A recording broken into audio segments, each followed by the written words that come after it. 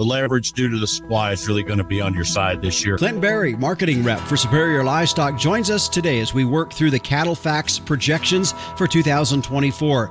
The U.S. beef cattle herd is the smallest since 1961, and expansion of the U.S. herd appears to be rather slow. I think interest has played a bigger part in that decision-making process than what it has in probably a decade and a half or longer. We'll talk through some of the fundamentals from corn and hay prices to consumer demand. How much more can we put on it and still satisfy the American consumer's budget and keep that demand there? Then we'll break down the reports as we look at projected prices from fat cattle down through feeder steers and calves, as well as the Cull Cow Market and the Bred Cattle Market. That's all on today's episode of the Working Ranch Radio Show.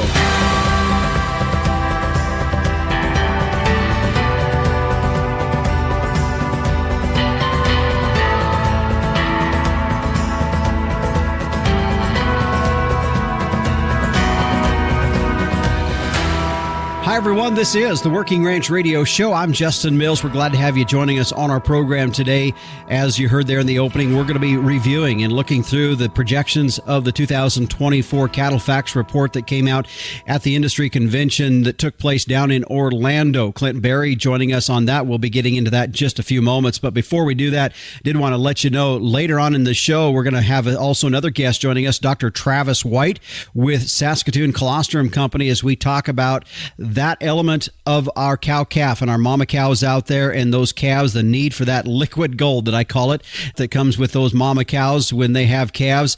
And he's going to be joining us to talk a little bit more about that as well. Also, don't forget, meteorologist Don Day will be in with a look at our long-term weather, and the Captain Tim O'Byrne also stepping in for this week's edition of Tim's 2 Cents. So just to let you know what's all in store for this week's program. Now, as we turn towards our show, I'm pleased to have back with us Mr. Clint Berry. He is a marketing rep for Superior Livestock. And Clint, glad to have you joining us back here again on the Working Ranch Radio Show. Hey, thank you, Justin. Always a pleasure to tune in and get a chance to visit. Well, I'm glad you can join us, as you and I were visiting before we went on air. I know you're in Kentucky right now. You had a set of calves to ship out, but I also know you've made the big move back to your home country of San Angelo, Texas, and quite happy about that. Yep. Yeah, I get a chance to get back closer to my mom's side of the family and their home ranch there. They're just about just right up the road, about 75 miles or so. In Texas, we always just say, about an hour or so away is all they are. So yeah, that's close. Everything's relative. Yeah, that's close. Well, let's jump into this. You and I, a year ago, we did the same thing. We just kind of rehashed a little bit of the information that's come out here at the front part of the year between CattleFax and the USDA. In fact, the USDA just kicking out their inventory report the first part of this month. CattleFax also at the recent CattleCon convention down in Orlando, they gave their presentation as far as what they expect for numbers to be this year. Let's jump right into this and look first at the cattle cycle. And we're at this point right now where we're still in a rebuilding phase, and we continue to see that. And I know probably as you saw cattle and calves shipping and seeing what's out there, still going to see these numbers drop a little bit as folks selling off and maybe not retaining as many heifers, maybe starting that process. But what are you saying? Yeah, I would agree with that. And like you said, we looked at these numbers last year, and obviously hindsight 2020, we probably weren't aggressive enough in our projections from last year's market. But as we said here this year, and I really thought this fall you'd start to see some pressure on the bred stock market, meaning young bred cows, replacement heifers, bred heifers or open heifers, either one.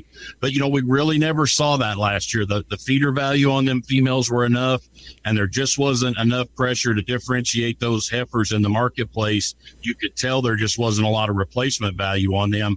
And I was surprised because I thought we would turn that engine on the last fall, somewhere maybe December, January of this year, maybe late November, December of last year, and it just didn't happen. And that's a clear sign that we are not rebuilding numbers, after we've had one of the biggest cow kills the last couple of years here rolling for us. And that's tough to kind of stomach to think that, we're not rebuilding the cow herd, but it's also, on the optimistic side, it's also a clear indication that this cycle is going to last a little bit longer because we haven't started that process to build back.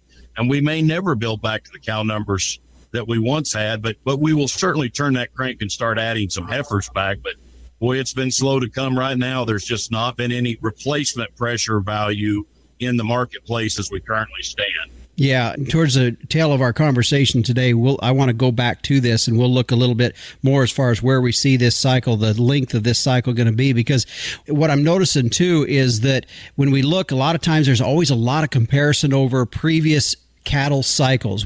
One of the things that we're seeing in this is people are kind of slow in keeping some of these heifers back. Maybe it's an indication of where the interest rates are at. Also, maybe some things that we went through with coming out of years of drought in much of the country, and it's pretty slow.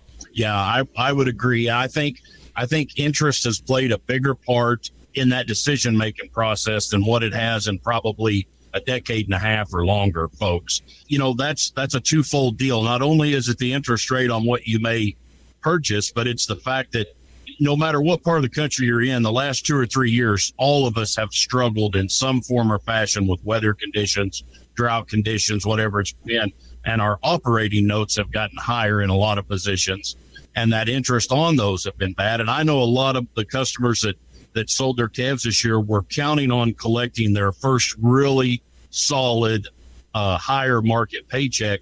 And a lot of them got sound on their bottom line. You know, they eliminated a lot of red on that bottom line and got squared up before they were going to be interested in reinvesting, regardless of what that was. If it was machinery or improvements or cattle, a lot of them wanted to square a lot of that up. And I think they've been a little slow coming back out the gate. And I'm going to attribute that to interest. I mean, I can tell you, I feed some cattle, and my interest rate in the same feed yard barn from the same bank is about 45% higher than it was, 2 years ago. Yeah. And that's a cost that adds up and eats into that profit line. Yeah. Let's switch gears just a bit. Let's talk about fed slaughter capacity. Something that I thought was an interesting graph when I saw this was that 2023 was the first year since 2015 where we had enough hook space to match the amount of cattle to slaughter. And prior to that, we were producing way over the shackle space. And you and I, we've talked about this before, but now we're starting to see that matching up a little bit. That's got to be very helpful to give us some leverage as a producer, I'd guess. Yeah, that's right. That's right. We've swung that pendulum back, and think how much we've talked about, especially since the COVID era. But think how much we've talked about trying to add hook space to better line this industry into being more efficient and having the ability to kill the cattle that we've got produced. Plus, the other side of that, not only have we added and are still in the process of adding, of course, a lot of the big plants that we're talking about haven't actually come online yet, at least not in full force. But having fewer animals there is that way too. Like I said, it's a catch-22 a little bit. It's when we're dealing with smaller numbers, it's tough because you hate to see the industry shrinking. But for all of us that stay in, that only increases the value of the animals that are there. And it's kind of a double-edged sword in some ways. Mm-hmm. Yeah, it is. We're going to take a break here, Clint. When we come back, we're going to jump more into some numbers, some inventory numbers, as well as market outlook numbers. That's what our focus is here today. My guest is Clint Berry with Superior Livestock. He joins us a couple times throughout the years. We always rehash the markets a little bit here. He's with us today as we talk about our inventory numbers and some of the projections that we're seeing ahead for 2024 and beyond. We're going to continue when we come back here on the Working Ranch Radio Show. This segment today brought to you by Diamond V, natural immune support postbiotic feed additives, because your animal's health deserves a healthier approach. Find out more at diamondv.com. We'll be back after this. When your goal is to help animals reach their full potential, health matters. Diamond V offers a fresh perspective on animal health, a perspective that supports gut health, strengthens immunity, and enhances performance. For those who choose to invest in keeping healthy animals healthy, feeding Diamond V makes a statement about another dimension of profit, where margins are measured by confidence in your future. To get a fresh perspective, visit diamondv.com, because animal health deserves a healthier approach. Welcome back to the Working Ranch Radio Show. As we continue on, my guest today is Clint Berry with Superior Livestock. As we were talking just in general, some of the outlooks that have been projected both by the USDA as well as CattleFax regarding some of the numbers for this coming year. it's always at this time of the year. I know for a lot of folks, they're just kind of figuring out things, trying to figure out where this calf market's going to be at, where this yearling market's going to be at, and the bred market. We're going to talk about that in a bit. But before we get to that, Clint, you talked a little bit in the last segment about the fact that you've fed cattle for several years. Let's quickly look at the corn outlook. CattleFax projecting that this market for the corn market could come down just a little bit, being around averaging in 2024 around $5 a bushel, and that's got to be some incentive too. If we can put if the price cost of gain, they expect to be around $1.10 to $1.30, but the price of fed to be around $1.70 to $1.75. If you do your math, there's some incentive there that this fed market should stay solid. Yeah, that's exactly right, and it's been nice. This year our cost of gains are down as compared to the past year, and that cost of corn has cheapened up throughout the entire year. Now, corn farmers may not want to hear that, but us on the livestock industry side, it was sure a blessing because, I can tell you every position I took on corn last year was the wrong one, which means it moved in the right direction. That's what that means. Yeah. And that's one of the things they talked about. There's going to be some incentive. We might see some heavier carcass weights. Now let's look on the rancher side of this. And when we start talking hay outlook, because the corn outlook, I know there's guys that retain cattle, and of course it does affect us as ranchers that maybe don't retain cattle, what the price of corn is. But what directly affects a lot of ranchers would be the cost of hay. And we look at this hay outlook. We do know in 2021 and 22, boy, I tell you, the supplies were tight with drought. 2023, even maybe not as tight, and prices are down a bit. But projections for 2024 is that these prices come down another $30 a ton, and around $185 a ton, which I still think is ridiculously expensive. But nevertheless, that's going to be positive to helping the bottom line in general. Yeah, that and a good indicator of the change in the weather pattern that's helping us with that production. For 2 or 3 years prior to last year, there wasn't a part in the country that wasn't struggling with forage production in some form or fashion.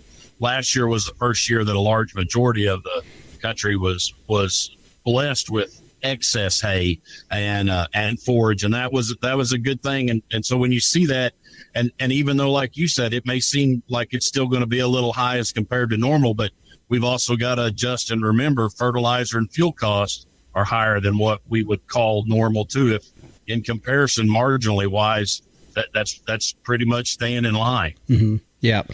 Let's get into the market outlook, and let's start on our feeder steers. We talked about it just a little bit ago when we were addressing where the corn market was going to be at for the year. And in 2023, the average price on fed steers was $1.75 a pound.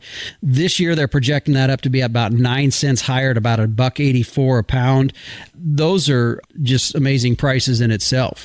Yeah, they are. We've not seen prices like that for since the big push back in 14 or so. Mm-hmm. But and here we are, projections in the mid 180s, and we're there right now on the board. We're tickling it right now. So I don't think that's by any means out of line. It may be a little bearish as compared to where we may end up, especially depending on what contract month you want to talk about. But on an average, that's doable. And those prices need to be there, because I can tell you there was a lot of buyers that bought those calves in 2023 that shipped in the fall of 23, especially those that were bought in the early summer during that big push when we had all those high prices.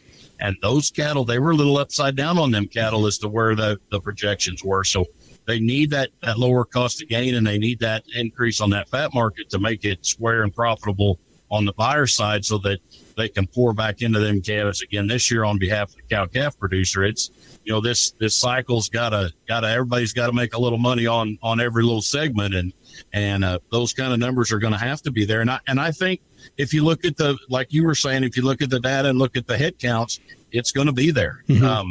My only question is, how much can we put on? If most of the cattle that were sold last year were somewhere between 25 and 40% increase in value over a year, mm-hmm. I think that's a pretty fair number, depending on what you were selling and how you were selling them and all those kind of factors. But, how much more can we put on it and still satisfy the American consumer's budget and keep that demand there? I think we're all going to figure that out over the course of the next couple of years here as to where that ceiling is or where that sweet spot is. That's my only fear, because the numbers say that cattle should increase in value, but I've got to worry a little bit about, will we continue to move the tonnage for the value in the grocery store with an economy faced with some challenges for the American consumer? Yeah, and I think that's a valid concern. That's always a concern when we see record high prices. We know down the road that's going to affect something as well, mainly our consumer, our customers. Let's drop down to the feeder cattle, or the feeder steers, the calves, that 800 weight steer. In 2023, the average price was $2.18 a pound. This year, they're projecting a range anywhere from $220 to $260. I hate giving ranges because I think that's there's a big difference there between $220 to $260. So if you settle at $240 on these feeder steers, boy, I'll tell you what, again, some unprecedented numbers there that we're seeing as well. Yeah, that's right. And you're right. When you give those ranges, of course, the seller always hears the highest ones. Yeah. And the buyer always hears the lowest ones. It's a funny thing on that. But yeah. And if you look at the current markets on some of the top end cattle right now, you threw out 240 as the round number. We're pretty close to that on an 8 weight, especially with a good address. Mm-hmm. We've sold several in the 30s. And this week I heard reports of some in the 40s and 50s even. Some of them would be program calves to be up in the 50s right now, but I don't think that's out of line as to to where we're going. And it makes sense in the big picture. That makes sense with shorter numbers, because those feeder cattle, they've got so much more value with that extra age on them and their hardiness that you can see that market get pushed that way. And don't you think, Clint, that that particular class of cattle is really susceptible immediately right here, right now, to where we're at moisture-wise and drought conditions-wise across the country? That's exactly right. They've got shorter time between now and harvest, and that's one of the challenges or benefits, depending on what side of the aisle you're on there. The other side of it is, they've always got, by the time you get an animal to that size, you've pretty much eliminated all of the possible deaths when it goes to feed. Mm-hmm. And that's another reason why they draw that kind of value. But yeah, absolutely, it's more susceptible. Yeah, I think we can talk all the numbers we want to here today, but we do know that weather's going to play some effect. And so that's always the unknown out there. And to me, that's the class of cattle that if it's droughty in a place or in a location, it's going to definitely affect those. Unfortunately, down in your part of the country, you guys have started to get a little rain this winter, so that might be helpful for you all. Yeah, that's right. Compared to where we were a year ago, the wheat pastures are better. We're not fully healed, and everything's not perfect, but it's a lot better off than what it was, and sure a lot better than what if we were talking this 6 months ago. Mm-hmm. We were pretty nervous about where we were going to be, but yeah, you're exactly right there. Yeah. Well, let's take another break here, Clint. When we come back, we're going to continue, folks. We've yet to get into the 550-pound steers, weaned steers. We're going to get into that, plus the cull cow prices, bred female prices, and we'll wrap it all up with just where we think and how long this cycle is going to go as well when we come back here on the Working Ranch Radio Show. This segment today brought to you by the American Gelbvieh Association. Make your crossbreeding count with Gelbvieh and Balancer Genetics. Find out more at gelbvieh.org. We'll be back after this. Capitalize on crossbreeding with Gelbvieh and Balancer bulls. Raise replacement females with added fertility, increased longevity, and greater productivity. Gelbvieh and Balancer influenced females wean more pounds of calf per cow exposed. In the feed yard, Balancer influenced cattle offer increased performance, improved feed efficiency, and have excellent carcass merit. Balancers add the pounds, make the grade, and deliver the value. Make your crossbreeding count with Gelbvieh and Balancer Genetics. Welcome back to the Working Ranch Radio Show. As we continue on, we're just forward looking into 2024, where we expect these markets to be at. This is coming off of numbers from CattleFax as they gave their recent information at the cattle convention down in Orlando. My guest today is Clint Berry with Superior Livestock. And Clint, before the break, we were starting to work our way through the different classes of cattle as far as prices and projections on that. We've got through most of the feeder cattle. We need to start back up now looking at these 5.5 weight steers, wean steers they're going off of on prices. This last year, the average price on those wean steers was around $261. This year, they project the prices to be around $2.90 a pound for 5.5 weight wean steers. And that is quite interesting. They expect that to peak in the spring and then maybe decrease through the fall run. Kind of some interesting prices there. Yeah, there is. And that peaking in the spring and decreasing, if you think about that, though, isn't that what it does nearly every year? Yeah. Whether we're in a $1 market or a $3 market, when that fall run hits, we typically have a push down in pricing due to the increased supply. But it's usually pretty hard to find a weaned 550 weight calf in the fall. Yeah. I mean, they're either balling calves in the fall at that weight, or they are a lot heavier than 550 because they've been weaned that long, So, those numbers make a lot of sense to me. And I would tell you, if we look back at last year and look at this year, that's probably going to be a little bearish, but maybe a little conservative there. But I think it's going to be an exciting time for everybody in the cattle business, but especially for farmers and ranchers. The leverage due to the supply is really going to be on your side this year.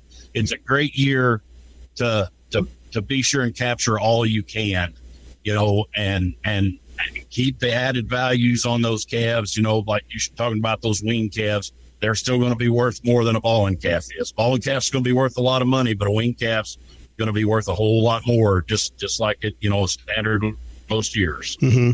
Well, and I wondered about that I was going to ask you this question because I was wondering really if we're going to see that on this upswing. Are you going to get that return on your investment? I guess is my question to you. Yeah, and that's always a little tough because the expense side of that is difficult for everybody, and it's got to be evaluated for each place. What's one thing for you and your neighbor isn't always equal parts to that. Our data at Superior is going to show you that year in and year out, 20 years worth of third-party data is a weaned calf's always worth more than a balling calf. Now, there'll be instances that's incorrect. I'm not saying there's not, but if you look at the whole trend, you look at our data from an entire year and it'll show a positive return on that. What we run into is a little bit of perception versus reality. Mm-hmm. You have a year where these cattle spike in prices and we see those numbers and they're outstanding. We're selling balling calves more than we sold weaned calves before. And so our mind can't help but go to the fact that we're not getting paid. They're making so much for those weaned cattle, but if you compare them to where the weaned calves are and the balling calves, and part of that's going to be timing as always, but if you can put weight gain on those calves and change them from a balling calf to a weaned calf and add value that way, you're just going to have more buyers intensively looking at them, because the one thing in agriculture that regardless of what segment you're in, labor is an issue. Mm-hmm. And there isn't a feeder in the country that doesn't talk about how short and how hard it is for them to have enough labor to take those calves from balling status into a weaned and a long weaned status. And it's a real challenge in the feed yard to be able to handle that, even in the runs when they're set up. Can you imagine trying to wean 10,000 balling calves in a feed yard? I mean, and having the help to do that with. It's a difficult challenge, and I only think as we move forward, you're going to see more and more pressure on that as we go. And if you're talking about program calves, third-party verified program cattle, the non-hormone naturals in particular is what I'm talking about. Those cattle, when they're a wean status versus a balling calf, if they're getting put into confinement, if they're going from the ranch into a calf fetch scenario, those wean cattle are worth a whole lot more because the fallout rate on those, if they have to be doctored, if they have to be treated with an antibiotic, it just eliminates that premium that they paid, and it has to be spread across all of them. And you see a lot of pressure there. That's why you see those third-party program natural cattle that are feeders bring the kind of money they do, because most of that risk is gone. Yeah. So if I'm a producer making that kind of product, I sure want to take advantage of the wean status. Yeah. As long as I've got the forage base and the labor to handle it. You know, I mean, it's going to be different from everybody. Just make it work for you. Yeah, and I think that's a key thing. I think you really, as a producer, if you're in a situation you got feed on hand or cheap feed, or you're close to cheap feed, maybe something to consider. If you're a range guy out in the middle where it takes 100 acres to run a cow, you may not be able to do that. So that's right. You're not set up. That's not efficient. That's right. Yeah, for sure. All right, let's jump through this here. Cull cow prices. You were talking about that just a little bit ago. This last year they averaged 98 cents a pound. This year they're expecting those to be around $1.15 to $1.25 a pound, and with it to peak in the summer months, which is again normally is when it does. From now through the summer months is when those cull cow prices will go, and then lower back through into October and December. Not a big surprise there, but those prices definitely are real supportive for really cleaning up the herd. Yeah, when you're looking at 8, 9, 10% interest on a cow that's not raising a very good calf, and you can make that kind of return as a weigh-up cow, she looks pretty appetizing, and you can understand why we've been killing so many cows recently. Mm-hmm. So, that's just a blessing for the overall beef demand that we're seeing within the U.S. I mean, you know, those cull cows make up the heart of the grind there, and that's a prime indicator of the pressure there is on that staple of the American diet, you know, being hamburger meat. Yeah. And I don't see that going away. I only see that intensifying. The moment we start to have some replacement value pressure, you know, $1.20, that may be considerably too bearish. You know, when we start to have, once you start to have some guys that are going to be willing to calve that cow out one more time around, that aged cow, or keep that younger cow and roll her into maybe a fall calving program or something. Mm-hmm. So I just see that as a big upside going forward. Okay. Let's get into the bred females. And I know this is kind of something that probably, if there's anything that's been a little bit of a head scratcher a bit. I mean, they're strong, and we see these bred markets. Even now they're starting to kick in even more. A lot of these sale barns having bred sales. So we're starting to see that. Last year, the bred female market was around $2,100 a head. This year, they're expecting that to be $2,600 a head. And I think in some ways, some folks also kind of backing up say, man, can I afford that? How does that pencil out? But that's kind of what they're expecting. What do you think on that? Yeah, and I once again, I'm going to tell you, if in fact that we start to see that turn and a pretty aggressive retention rate start to happen, that's probably a conservative number on those cattle, because I was fooled as everybody was. A lot of folks, we assumed that as we moved into the fall, we were going to see that start that kind of pressure. And I just got to imagine that has more to do with outside factors than the internal fundamentals. Yeah. Because internally, when we're selling calves for what we did in 2023 and what we're going to sell them for in 2024, that would entice people to increase cow numbers. Yeah. But the outside factors of this economy is slowing that down. And I just think that a good young bred animal is going to be worth a heck of a lot of money. I hate to, we saw some record prices in the 13, 14 era. Yeah. And I'm not saying we might get that high, but we're gonna tickle and challenge that spot. That's for sure. Well, and I think, as you said, if some of those outside factors can soften a bit, if the feds actually do decrease interest rates by 2 to 2.5%, which they're saying they might do in the 2024, it might lighten that up a little bit, because CattleFax runs you through a bred heifer calculator, and on average, they say on an average normal, just throughout the years of history with the cow herd, it takes 4.5 to 5 calves to pay for a bred heifer. And when you take those numbers in 2023, and bred heifers were averaging $2,500 a head, it took 3 calves to pay for that cow. If you take the prices that we're in now and where they could be at, I mean, we could see, if they do the calculator on this, we could see those replacement females well over $3,000. And I think that's kind of what you're saying. Yep, that's exactly what I'm saying. The math just doesn't. The best value right now in the first quarter of 2024. The best value in the entire beef system is a young bred female, or one shortly in a few months are going to be a female with a calf inside. That no matter what she's costing, she's well ahead of everything else, because when you're selling calves for $1,500 to $1,700 a head, and old rule of thumb is 2 of them to pay for a female. Well, that's $3,000 to $3,400 for a young bred cow. And fellas, we ain't selling them for that. Mm-hmm. You can buy them for $500 to $1,000 cheaper than that, and pretty much have your pick of what you want. And I just think there's a ton of value there to be had. But it clearly shows the upside potential that is there and what will come in that market once it starts. Yeah, I think so. The one key thing in that bred heifer calculator, and I think this is something for people to really consider, is your cost to carry that animal. And if you're going to put a lot to carry that, if you have a lot of cost in that animal, or it takes a lot of hay to feed those animals and various things of that nature, then that's something to think about. That's when we start talking about how many calves it takes to pay off a cow. Okay, we've kind of wrapped up through the numbers. We'll kind of wrap up our conversation here today, Clint, as we talk about the length of this cycle. When we look at this, I know with CattleFax, they break this down into a rebuilding phase from now till 2025. And then 26, they call an exhaustion phase, where they see cattle prices start to peak and then maybe decline a little bit from 2006 to 2028. And then 2028, the sell-off as prices decline. Is that kind of what you're feeling? Or, I mean, again, this is kind of like pinning jello to a tree a bit, but what do you think? Well, if you walk through basic cowboy math, you've got a heifer calf born this spring. She's going to be weaned this fall and bred next year if you retain her as a female. She calves the next spring, and the following spring she delivers the first calf to the pens that would start to be an additive to the cow numbers. Mm-hmm.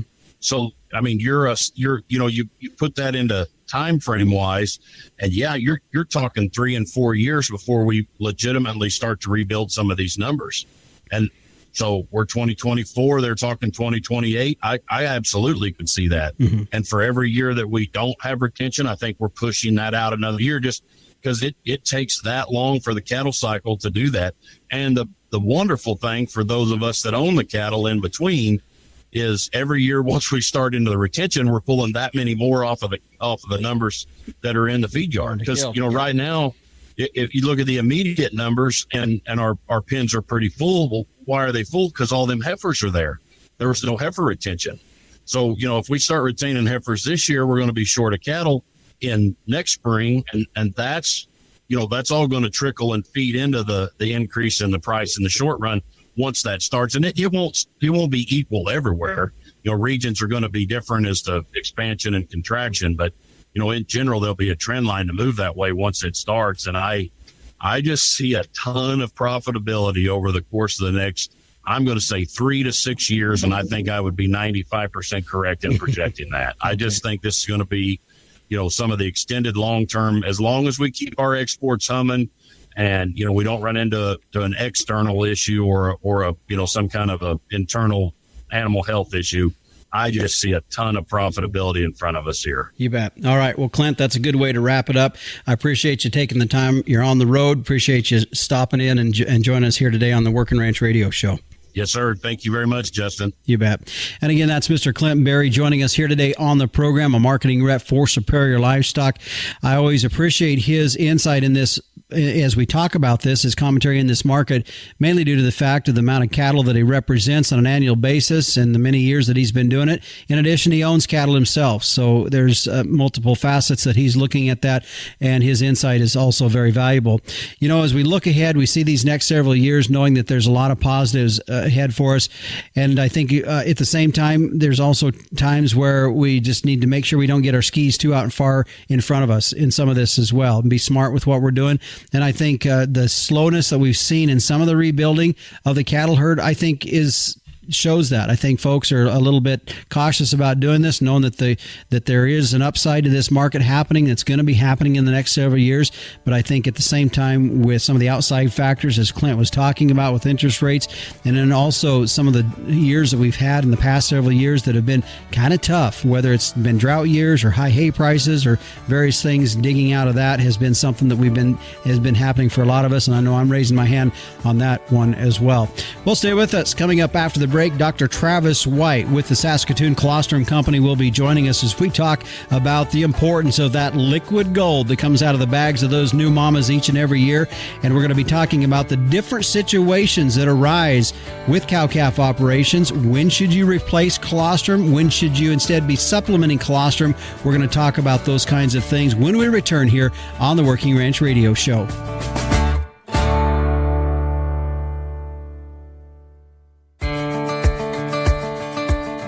Welcome back to the Working Ranch Radio Show. No doubt for a lot of us that are cow-calf operations, we've been in those situations where we have a calf that's struggling to make it through. Maybe the mama died or something happened. Maybe there was stress during the birthing process, various different things that could have happened.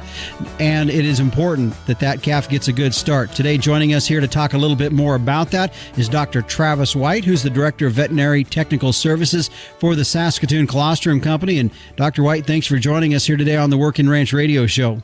Thank you for having me. I really appreciate it. You know, as we were talking a little bit before we went on air, I had shared with you some of the elements that we're dealing with on our ranch and just realizing and backing up a little bit, being a little bit retrospective in our own operation. One of the things that we're really focusing on is that initial gut health. And with some of these calves, it doesn't start right for them. And that could lead to things way down the road.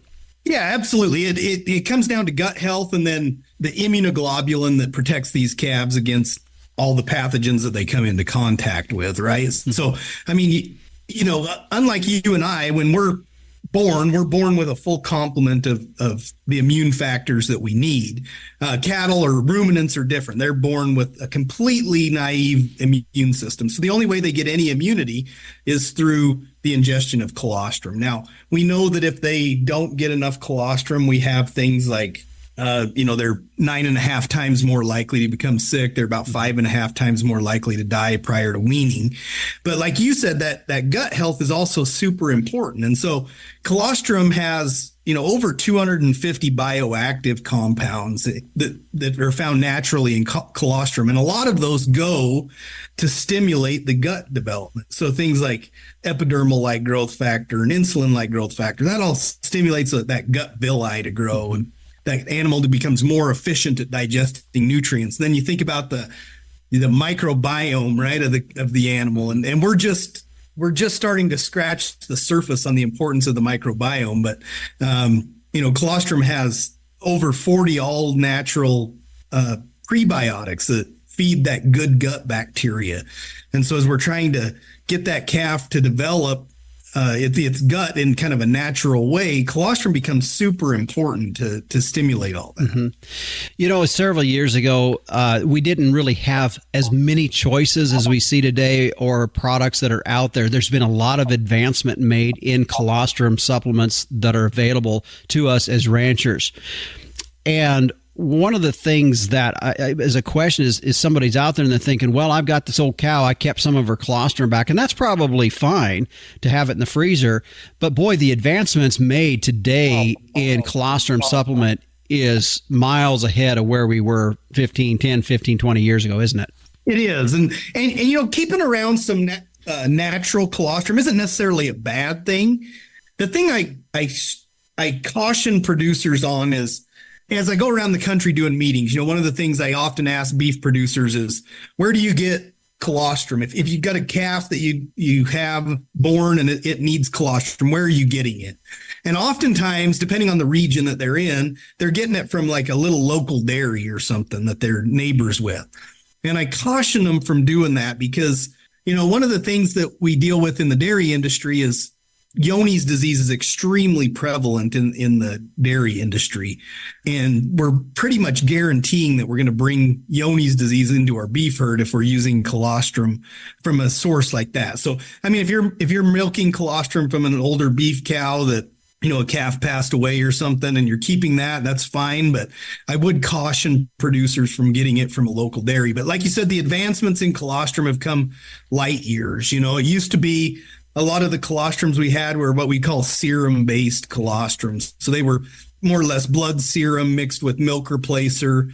Then they started using some colostral antibodies, but again, still mixed with some milk replacer to kind of recreate that. But, cows have been making colostrum in a perfect form for millennia. And so that's kind of our philosophy is we think whole bovine colostrum, nothing added, nothing taken away, is the best form. And so that's kind of the game we play in. We collect from over 1 million cows worldwide. And all we really do, we don't manufacture colostrum at all. The cow manufactures it for us. All we really do is standardize it, heat treat it to kill all the pathogens, and then dry it down and ship it out to you, the producer.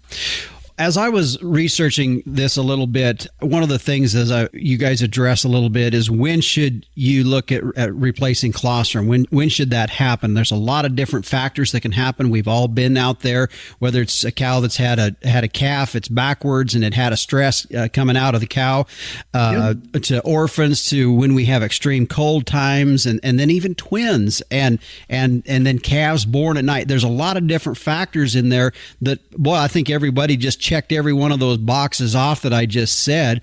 And in some ways, I hadn't really went through some of that, especially on things like a calf that's been stressed at birth. That's something, I didn't really think about that, maybe helping them out a little bit. Definitely twins, you can see that, but that's something really to think about, those scenarios when it's useful to maybe grab that off the shelf and use it. Yeah. There's a few scenarios there that you brought up and so oftentimes we're talking about replacement versus supplement, so when do I replace versus when do I supplement a calf? And so you brought up orphans. We all know and love the orphan, dies, whatever.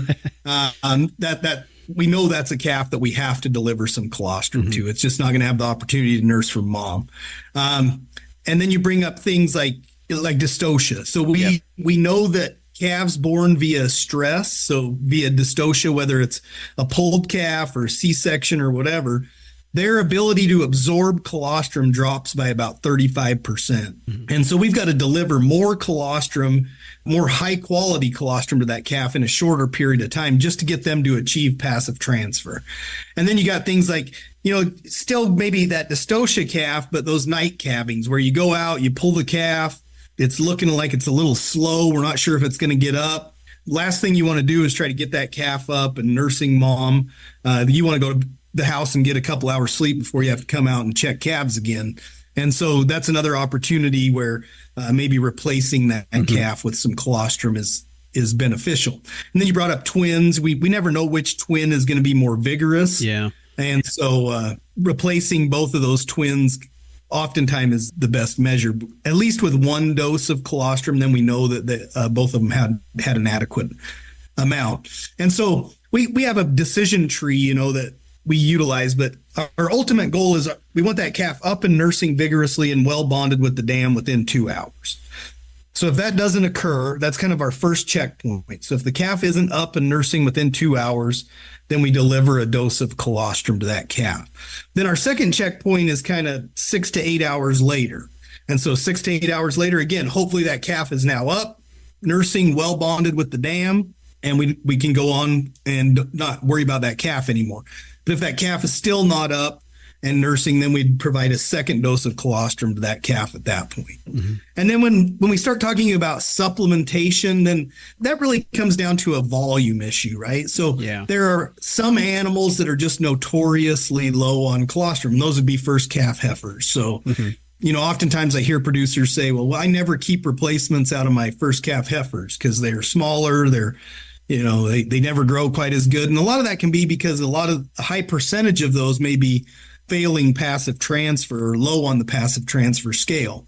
And so supplementing those calves born to first calf heifers can really promote some growth benefits out of those calves. And then if you've got a cow with a history of weaning a light calf or a calf that develops some pneumonia, maybe a calf that's scoured. Again, a lot of times we think of that as, they came into contact with some pathogen, right? Yeah. But oftentimes that can go all the way back to just they had poor quality colostrum and they're more vulnerable to those things. Why does this calf get scours but the rest of his buddies don't? Well, he may be born to a first calf heifer, or again, that cow may have a history of weaning a light calf and just has a history of poor quality colostrum. Yeah, that's for sure. And as you're talking through all that, I'm just thinking, boy, it's so important, just like a house. I mean, you got to start with a good foundation, and this really gets back to that. And if there's a shadow of a doubt, especially with where calf prices are, it's better to be safe than sorry. Absolutely. Yeah, just pull that trigger.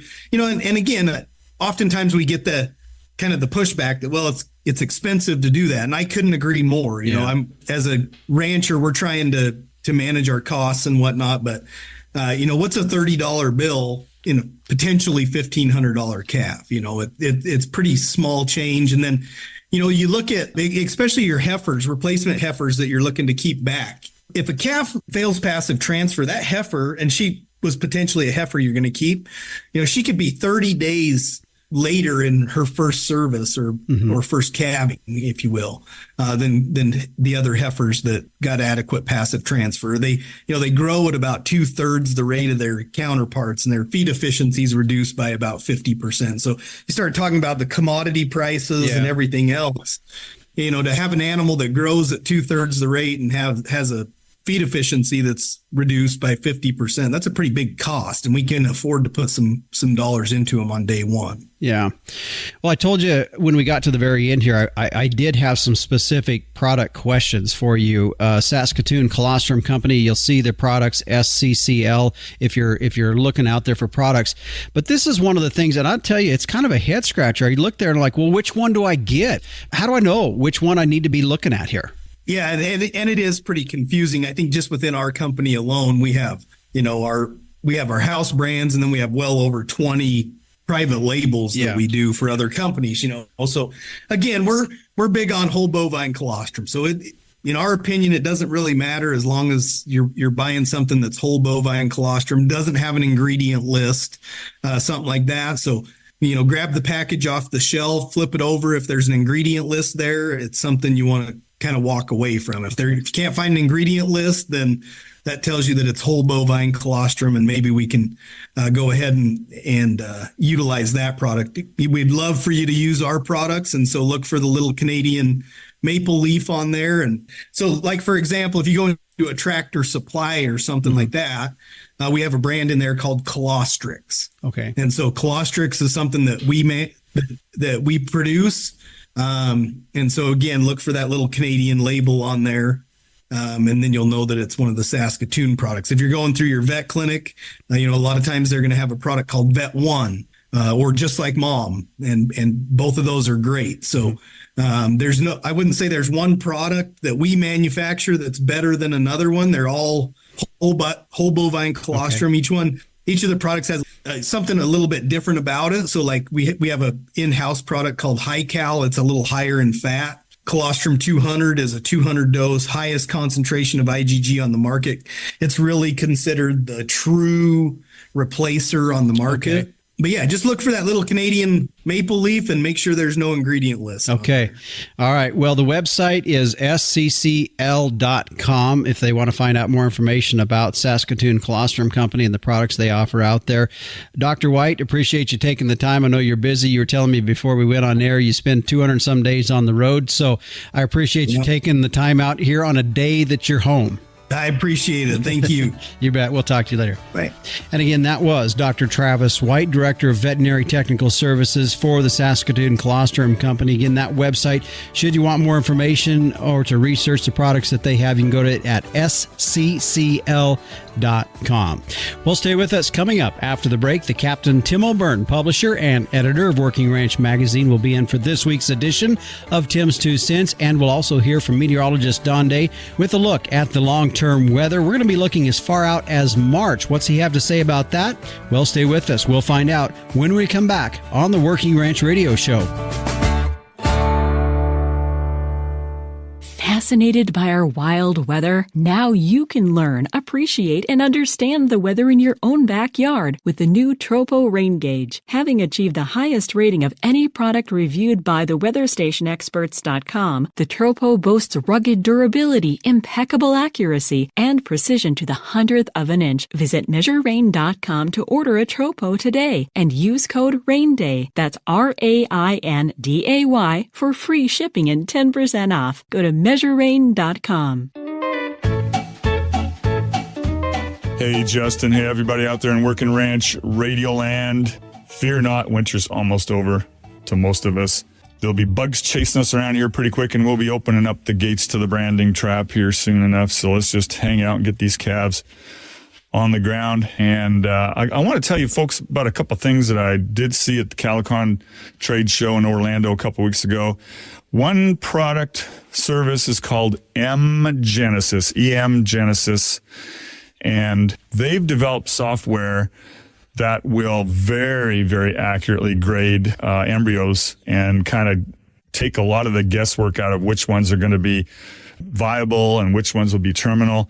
It's cool how they do it. Check them out online, Genesis, and they actually developed software that will take a 30-second video clip off your phone through the electron microscope and run it through a series of algorithms, and they will tell you what to expect out of the embryo. Fantastic deal. The next one was EnView, ENVU, and they have a software based on satellite imagery that shows your pasture in several years back too. So they're dealing with old archived images that will tell them where the weed populations are most important in your pasture, to hit them, when to hit them, what kind of success rate you're getting. It's just a really awesome platform. So check them both out, Genesis and EnView. Back to you in the studio, Justin. All right, thanks, Captain. As always, a lot of new and innovative things so that you can see at these trade shows. That's one of the appealing parts of going to some of these events, is just seeing what's all new in the industry out there. And appreciate the Captain sharing with us some of the things that he saw down at CattleCon 24 that took place in Orlando. Well, as we switch gears a bit now and turn towards our weather, meteorologist Don Day is joining us as we take a look at that long-term weather. And Don, as we are here, find ourselves, it just seems like every time we're always talking about the next month, and it's hard, it's crazy to see how fast time is moving when we start to look at weather. But when we look 30 days out, really a lot of indications definitely showing spring type look, with a low pressure system centered from the west, really kind of through the center core of the corridor of the country when you look west to east. Yeah, I think if you're a weather watcher and you like to see active weather coast to coast, we're going to be seeing that here really over the next 4 to 6 weeks. You had mentioned, the storms wanting to go west-east across the center part of the country, and that's kind of what we're seeing. We have a developing pattern out in the Pacific that is going to be producing a lot of storms, and they're going to want to enter the Pacific Northwest, Central California, then basically go west-east across the USA. And you sort of expect that this time of year. You usually see the pattern get a little more stormy. That, combined with the fact that there's still a lot of cold air up north, should make for a lot of weather. I mean, over the past week, we had pretty good snowstorm in the Northeast. They're experiencing another little wave of snow, and we're going to see more rain and snow into California.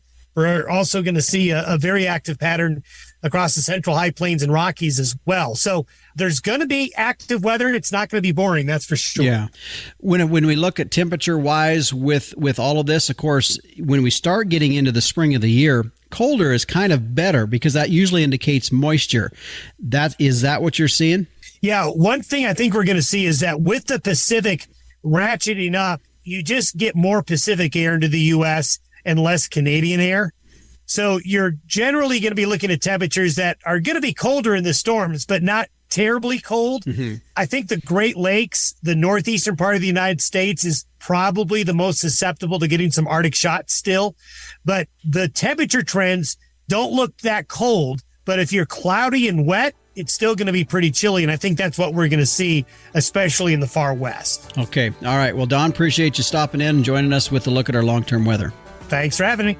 And you can tune in each and every morning and follow Don Day as he tracks our weather across the country. Dayweather.com is the link to his website. Stay with us. We'll put a wrap on this week's show when we return on the Working Ranch Radio Show.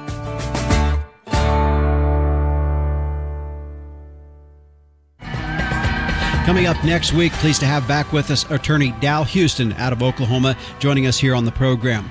Well, the Working Ranch Radio Show is a production of Working Ranch Magazine, branded #1 by America's Ranchers. You can get your subscription started pretty easy by going to workingranchmag.com. My email address is justin.workingranch@gmail.com. Thanks for joining us. I'm Justin Mills, and until next time, keep your chin down and your mind in the middle. So long.